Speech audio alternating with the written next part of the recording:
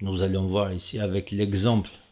Si est-ce que c'est possible que quelqu'un puisse trouver comme ça, tout seul, en cherchant, tu cherches, avec beaucoup de fantaisie, beaucoup de créativité, okay, tu cherches le mètre, tu cherches une unité universelle. Vas-y, cherche, tu n'y arriveras pas. Je vais vous montrer là. L'équation, que ce n'est pas possible. C'est zéro. Hein.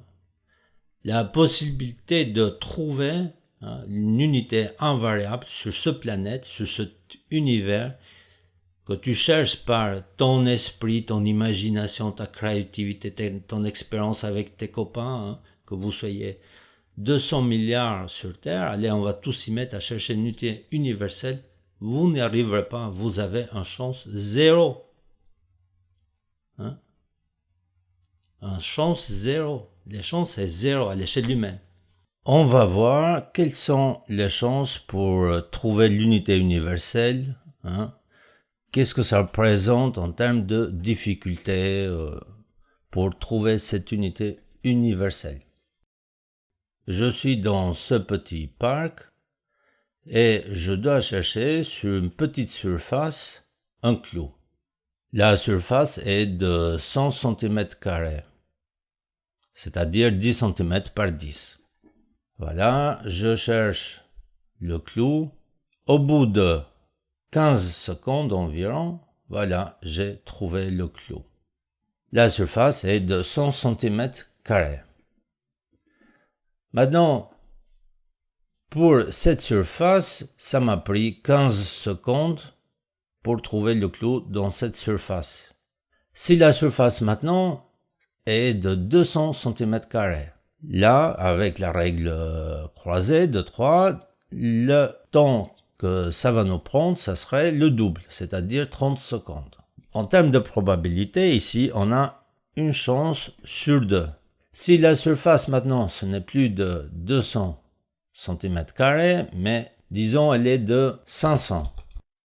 Alors ça nous prendrait 75 secondes. Les probabilités maintenant, ça serait 1 sur 5. Okay? J'ai une chance sur 5 pour trouver le clou sur une surface de 500 cm². Maintenant on passe sur une surface de 1000 cm². Donc là, ça nous prendrait 150 secondes, ou converti en minutes, ça serait de environ 2 minutes et demie pour une surface de 1000 cm².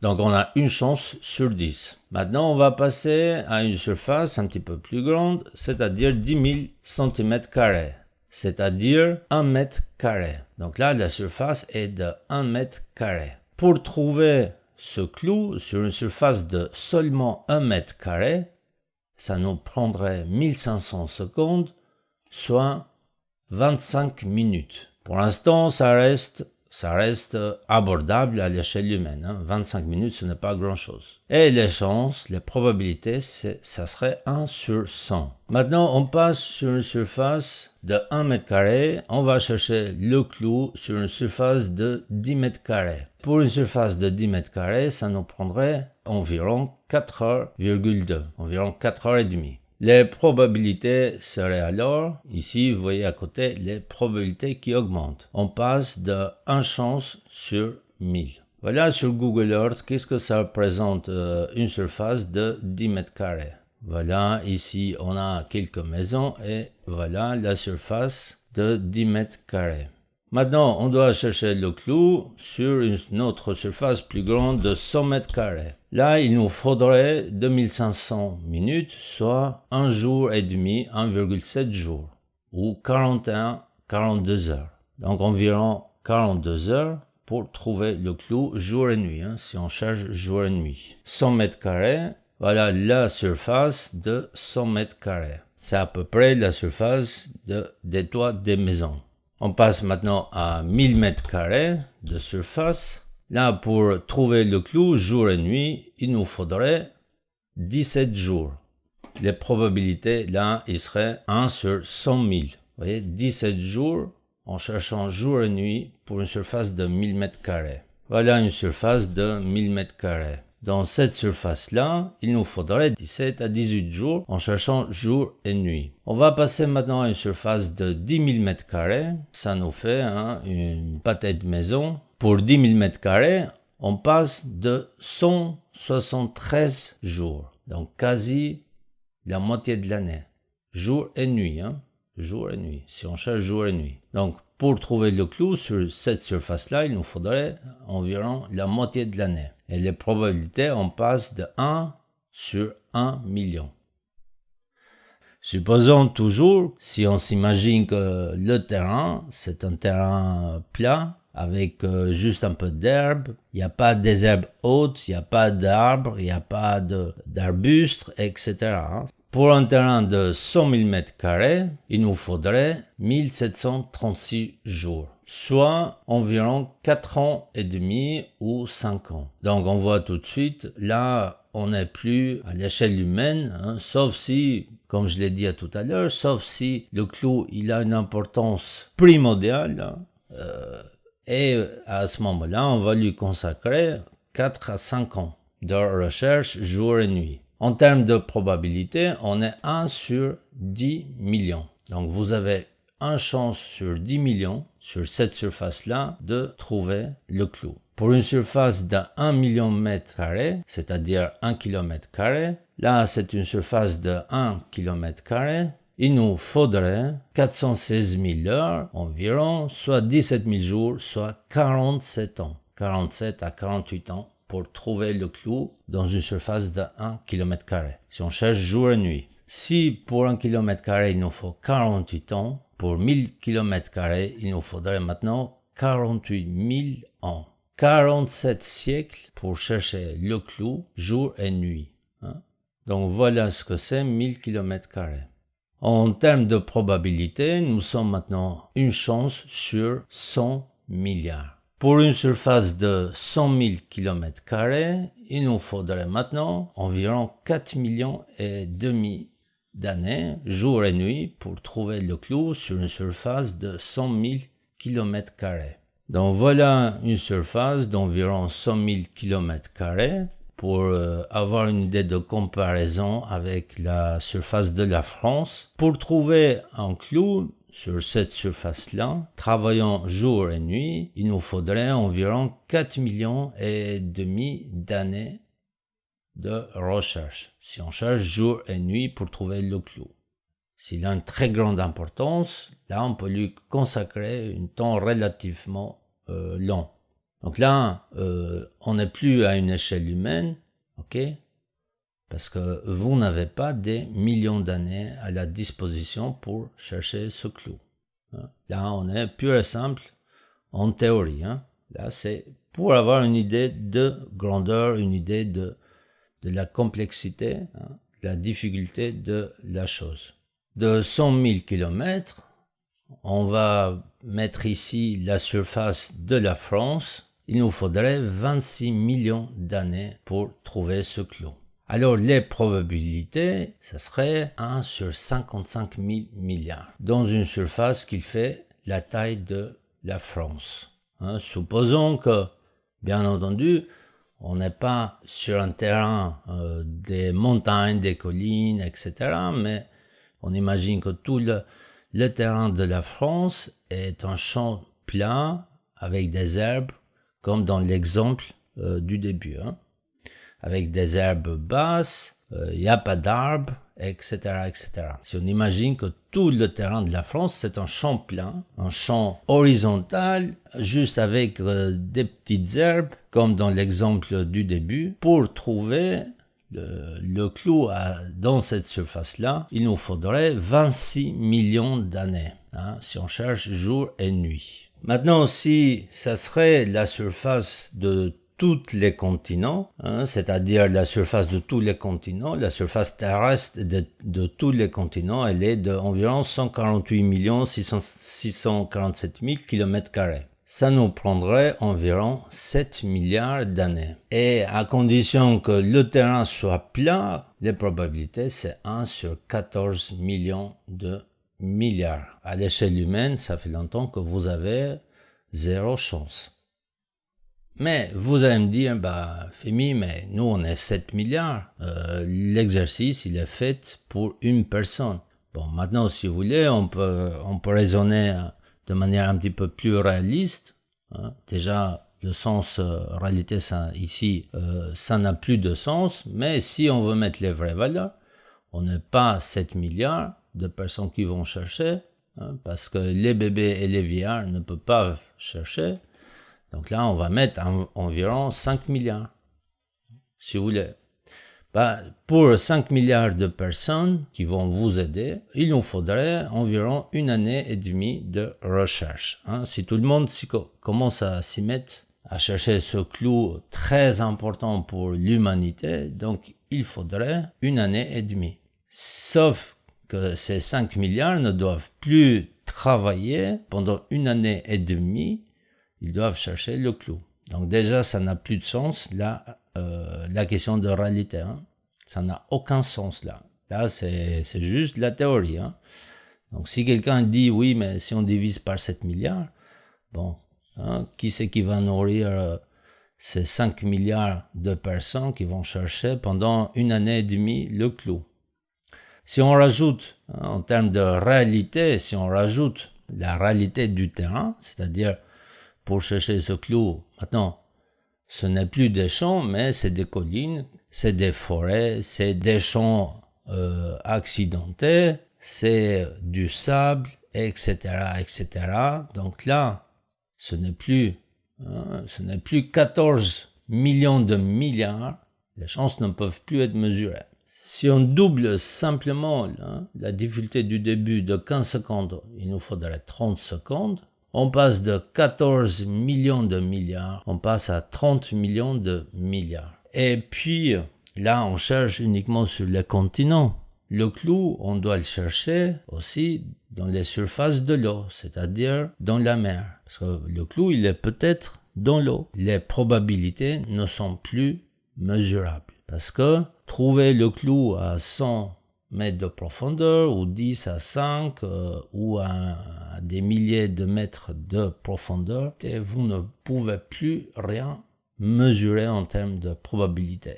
C'est des zéros à l'infini, à l'infini, à l'infini. D'autant plus, hein, si je vous dis, bon là vous cherchez un clou en métal. Mais si je vous dis que le clou, ce n'est plus un clou en métal, okay, mais c'est un clou qui n'a pas de forme à tout moment. Hein. C'est un clou transparent, c'est un clou d'une matière comme l'eau. Hein. L'eau, il change de forme tout le temps. Ce n'est plus un clou en métal ou en bois ou une autre matière. Le clou, il est d'une matière d'eau, il est fait d'eau. C'est-à-dire le clou, il peut prendre n'importe quelle forme. Vous n'avez plus aucune chance. Hein. La probabilité, ça y est, c'est terminé. C'est des 0,0 à l'infini, hein, à l'infini. Si on remplace maintenant le clou avec l'unité universelle, à la place du clou qu'on doit chercher, on doit trouver maintenant une unité universelle, une unité invariable. Okay? On remplace maintenant le clou, la recherche du clou, avec la recherche d'une unité invariable, hein, qui ne bouge jamais. Eh ben, les chances, c'est ce que nous avons vu, c'est 0, hein, 0 à l'infini. La meilleure des choses, hein, à quoi faire? La meilleure des choses, quoi faire, c'est d'arrêter de chercher cette unité universelle et faire autre chose. Ok, voilà. Faut arrêter de chercher une unité qui ne varie pas. Faut arrêter. Ok, faut faire autre chose. Hein. Faut jouer, faut se promener, faut faire complètement une autre activité. Hein. Ça, faut oublier. Ok. Sauf, faut attendre une intervention divine. Faut attendre une intervention divine qu'il vous dise quoi faire. Ou de prendre une unité arbitraire, hein, voilà. Choisir les graines de quelconque fruit, ou choisir la longueur de quelconque feuille ou quelconque fleur. Se décider sur une unité arbitraire, voilà, je vais imposer l'unité, la feuille de telle fleur, ou je vais imposer le doigt, la longueur de mon doigt, hein. Et là, c'est une décision arbitraire. Un autre exemple pour comprendre la difficulté de trouver l'unité universelle. Voilà, ici j'ai des feuilles, ok. Je vais mesurer des feuilles de menthe, hein. Je vais mesurer la moyenne des feuilles de menthe, par exemple. Le problème qui se pose, c'est que la branche avec les feuilles, nous avons ici des feuilles de diverses tailles, hein. Il y a des feuilles de petite taille et de taille moyenne. Okay. Et si je vais mesurer la longueur des feuilles pour trouver une moyenne, le problème c'est la moyenne, elle varie, ok? Elle varie puisque là, il faudrait qu'on ait une moyenne assez précise. Il ne faut pas que ça bouge à un poil de cheveux, hein, parce qu'on a vu, hein, sur des grandes distances, si l'étalon il est modifié seulement de 2 mm sur 10 mètres, voilà, on perd ou on gagne 2 mètres. Si seulement l'étalon il est d'une différence de 2 mm. Ok? Donc tout de suite, sur une surface de 10 mètres, on va perdre, hein, la personne va perdre 2 mètres, ou la personne va gagner 2 mètres. Hein, si seulement la différence est de 2 mm. Ok, et là on a des petits feuilles. Bon, qu'est-ce qu'on fait avec ces petits feuilles? Est-ce qu'on va les prendre en compte pour établir la moyenne des feuilles? Si on ne les prend pas en compte, ça veut dire c'est une unité arbitraire. Le roi, il dira au prêtre, aux scientifiques égyptiens, bon, toi tu as mesuré les grandes feuilles, mais pourquoi tu n'as pas mesuré ces petites feuilles? Ce n'est pas parce que je n'aime pas les petites feuilles et je vais garder seulement les grandes. Donc là, tout de suite, l'unité est arbitraire. Et si on veut intégrer ces petites feuilles, là, la moyenne, elle varie énormément, hein. La moyenne, elle varie énormément. Okay? Il n'y a plus de moyenne. Il n'y a plus de moyenne stable. Après, pourquoi choisir les feuilles de menthe? Il y a d'autres feuilles. Donc, comment faire pour mesurer la moyenne de ces feuilles-là? Après, si on a terminé à mesurer les feuilles de menthe, si on a terminé à mesurer les feuilles de toutes les menthes du monde, hein, donc il faut commencer à mesurer la moyenne des feuilles des autres espèces végétales. Après, pourquoi les feuilles vertes, pourquoi pas les feuilles mortes aussi, hein, qu'il faut inclure dans la moyenne, vous voyez? Et en termes de diversité végétale, hein, là vous avez le choix, hein. En fait, le choix est quasi infini.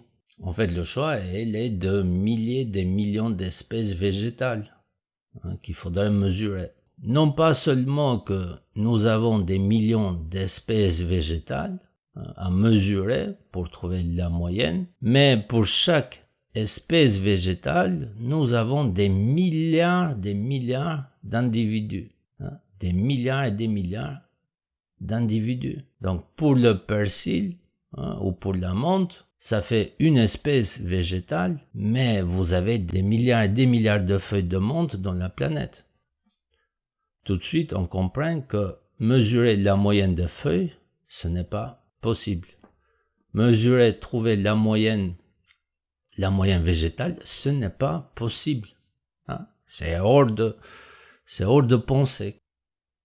Et ça, c'est aussi valable pour les graines du blé ou les graines de maïs ou les graines de quoi que ce soit, hein. Si jamais vous pensez, voilà, je vais prendre les graines des cassoulets ou les graines du blé ou les graines du maïs, hein, je vais prendre la moyenne de ces graines-là. Si vous dites, bon, laisse tomber les feuilles, on va prendre les graines. Donc ça, le problème est identique. C'est exactement le même problème.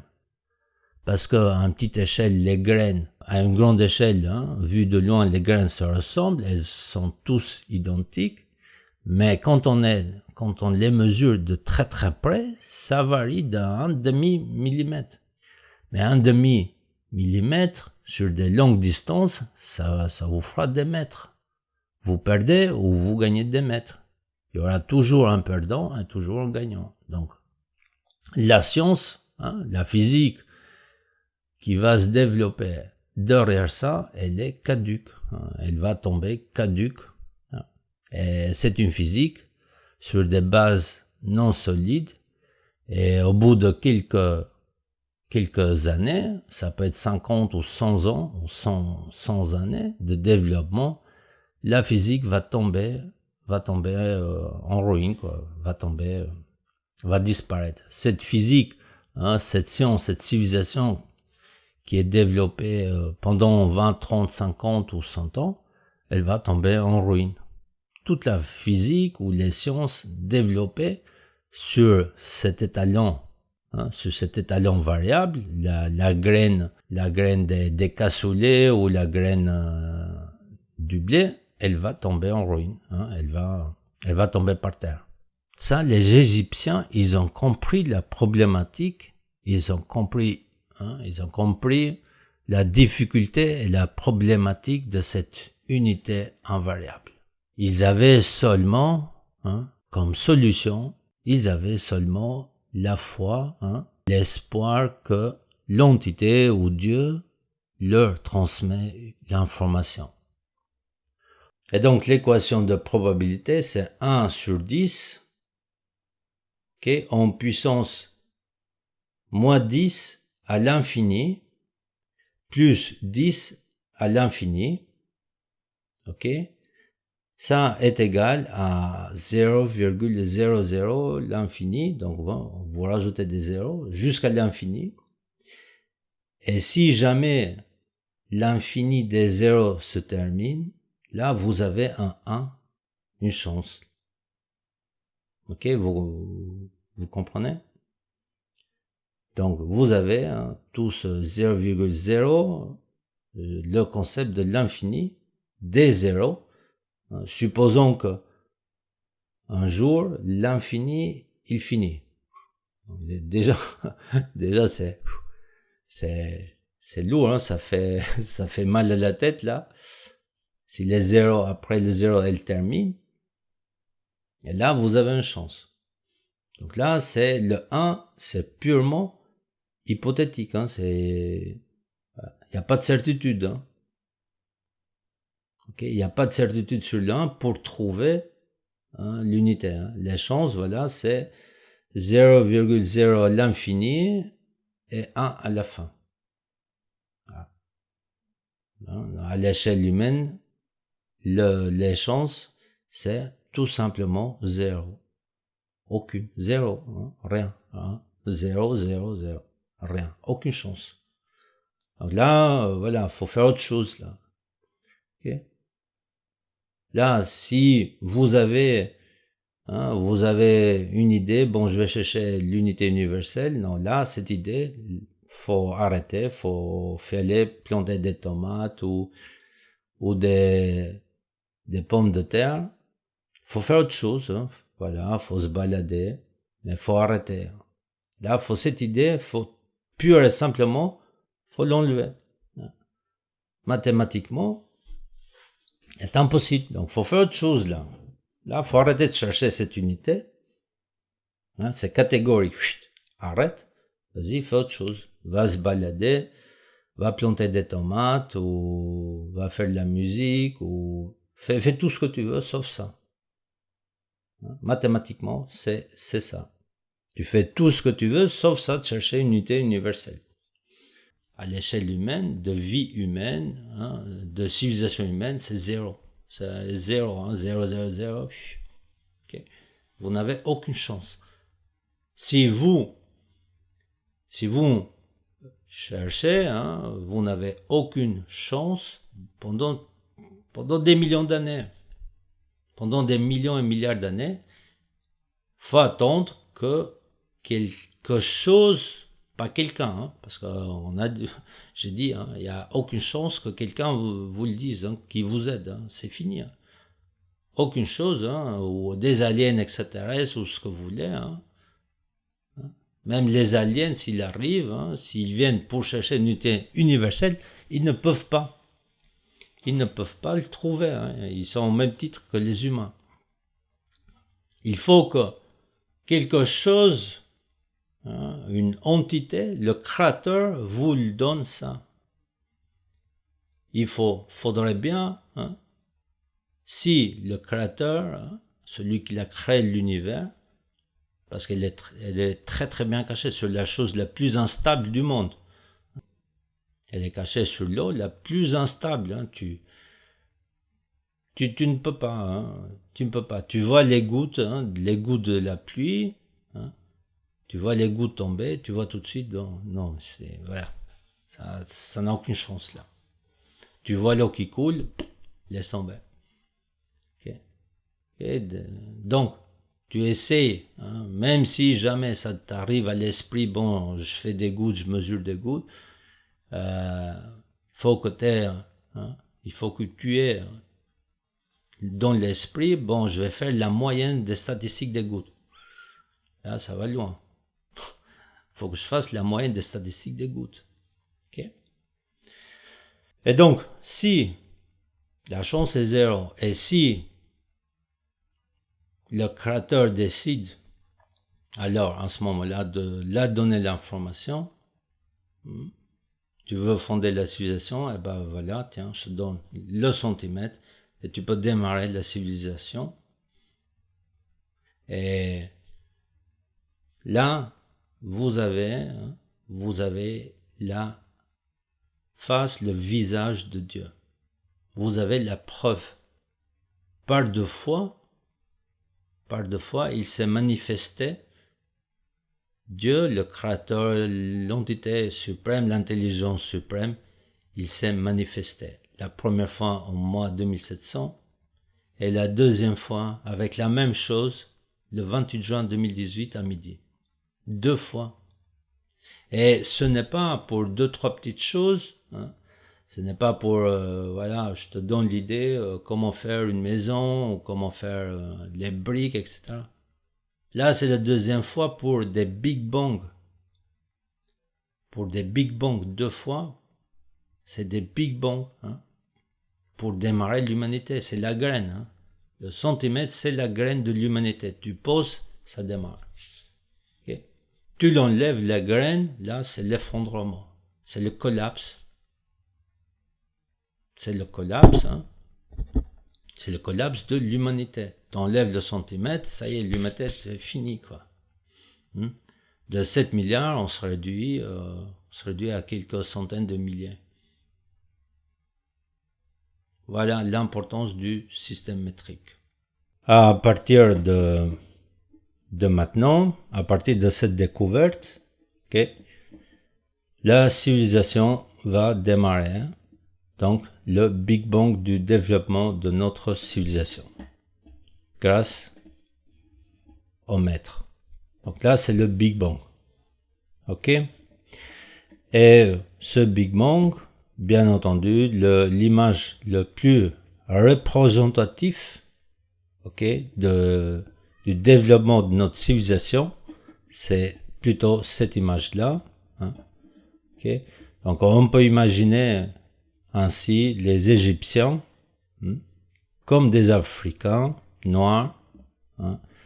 Ils sont dans un stade post-primitif, hein, qui viennent de sortir de l'époque primitive. Hein. Ils s'installent dans le Nil. Et puis, petit à petit, ils commencent l'agriculture, ils commencent les sciences, les mathématiques, la géométrie, etc., etc. Donc ça, c'est l'image le plus représentatif, hein, le plus correct de notre civilisation. L'image ici ci-dessous, donc présentant les Européens au stade post-primitif, ça, c'est une image qui serait beaucoup plus tardif. Et donc c'est ainsi que toute notre civilisation va se développer à partir de la découverte du système métrique. Okay? Donc la base, l'origine, c'est le centimètre. Et sur le centimètre, donc, ont été définies les 6 autres unités de la physique. Bien entendu, sans cette unité fondamentale, cette unité mètre, comme le mètre, l'unité métrique, comme le mètre, d'où la ressemblance en prononciation avec son nom, le mètre de l'univers, c'est ainsi un clin d'œil qu'on a peut-être défini aussi le mètre comme ça, l'unité métrique. Et donc à partir de ça, l'Occident va développer ses sciences avec Planck, Poincaré, Edison, Galilée, Schrödinger, Lorentz, Newton, Gauss, etc., etc., etc. Sans le mètre, sans le centimètre, ça y est, c'est fini. Il n'y a plus de science, plus d'unité, plus de physique, plus de chimie, plus rien, plus de développement. Okay. Donc il n'y aurait plus de bombes atomiques, il n'y aurait plus de trains, il n'y aurait plus d'avions, plus de robots, plus d'astronautes.